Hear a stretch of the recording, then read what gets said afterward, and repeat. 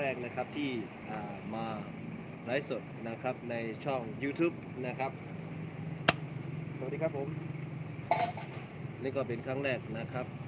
ก็พยายามค้นหานะครับผมอยากให้ท่านผู้ชมนะครับผู้ติดตามทั้งหลายนะครับผมเข้ามาเป็นกำลังใจให้นะครับในการชงชานะครับสอนชงชากาแฟโบราณนั่นเองนะครับยังไม่มีใครดูก็พูดไปอย่างนี้ก่อนนะครับผมวันนี้ครับก็เป็นวันดีที่ชีวิตยังมีลมหายใจนะครับผมอยากให้ท่านผู้ชมนะครับในช่อง YouTube ของผมนะครับที่ติดตามผมอยู่นะครับก็เข้ามาทักทายกันได้นะครับผมจะสอนชงชานะครับโบราณให้ดูนะครับก่อนอื่นก็ขอนะครับกำลังใจจากท่านผู้ติดตามทั้งหลายแหละก่อนนะครับผมในขณะนี้ครับผมอยู่ไว้ในตลาดเมืองใหม่นะครับผมทางเข้านะครับอยู่ช่องกลางพอดีเลยนะครับใครแวะมาตลาดเมืองใหม่นะครับผมใครมาซื้อกับข้าวหรือว่ามาเที่ยวตลาดเมืองใหม่นะครับมาซื้อผักผลไม้ก็ยินดีต้อนรับนะครับทุกคนทุกท่านมาแวะชิมได้นะครับชาโบราณนะครับร้านตั้งอยู่ในตลาดเมืองใหม่นั่นเองนะครับผมอยู่ตรงกลางนะครับ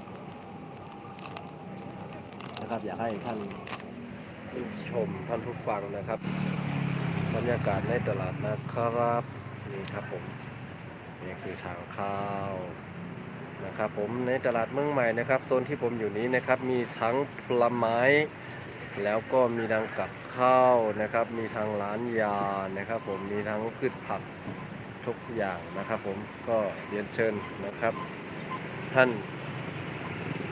ชมท่านผู้ติดตามทั้งหลายนะครับผมเพื่อนๆในYouTube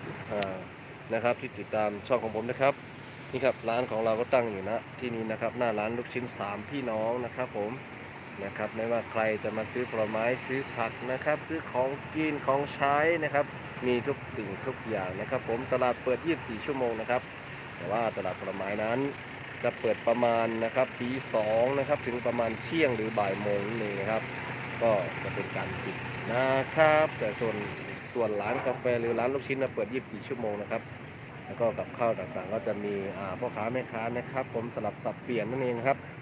นะครับนี่ก็จะมีข้าวนึ่งนะครับขายแต่ข้าวนึ่งนะครับผมข้าวเจ้าไม่มีข้าวหุงไม่มีนะครับโอเคนะครับโลละ26-24 บาทเองนะครับผมถูกๆนะครับของกินของใช้นะครับผมในตลาดเมืองใหม่ตลาดสดนั่นเองนะครับ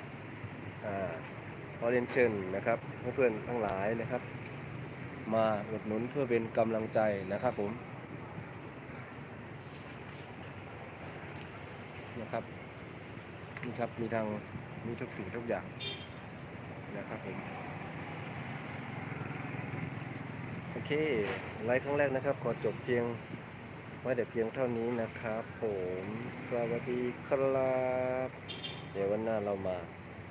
ถ่ายทอดกันใหม่นะครับผมสวัสดีท่านผู้ชมทุกคนทุกท่านนะครับผมนะครับมีคนวิ่งไปวิ่งมา